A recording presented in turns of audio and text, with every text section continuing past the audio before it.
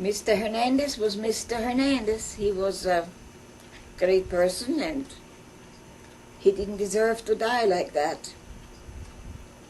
He worked all his life, and in the meantime he developed mesothelioma, but we didn't know nothing about this then. He worked with the army.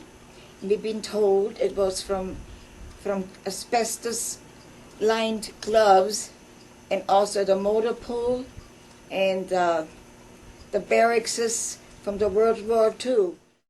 We just came back from the Alamo, went to Mexico.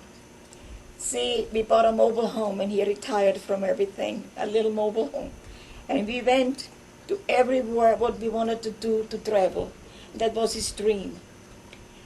Everything was fine. And then back and forth, and then the last time we went was April the 4th, we went camping, and then we came back, from all them places, and he started to cough. And we never thought nothing of it. He was a very, very fun-loving, life-loving man. And he also even said, if he ever smoked, he said, I might have never been here again. But he didn't smoke. So why did he have to die like that? He was diagnosed the 17th of June. On Father's Day, I took him in. Prior to this, he was always in hospitals, back and forth too. But we always been told either he had pneumonia, or he had a bad cold, but never anything like that, no cancer. They made every test of cancers there would be, except for mesothelioma. It was an ordeal. I don't wish anybody go through this. He had no strength. I lifted him the best way I could. It was just death weight. And he tried to help him, but he didn't know what he was doing anymore. And I had to call the police department and the fire department because he was slipping down, and I couldn't pick him up. He didn't want to go to his bed. He didn't want anything to do with anything anymore. And he just stared. It was the worst thing. You see somebody fading away, somebody strong and full of life. And then he never complained, He never complained. He was but he was sick, so very sick. And he was always the man.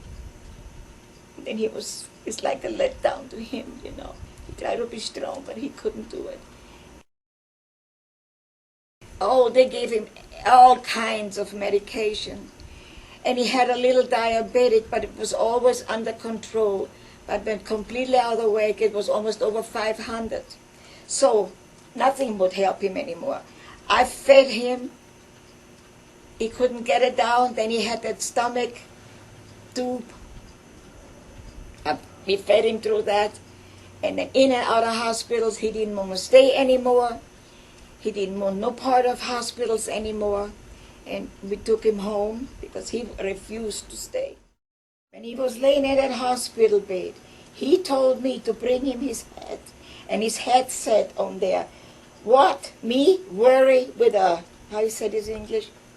Question mark? Yes, with a question mark.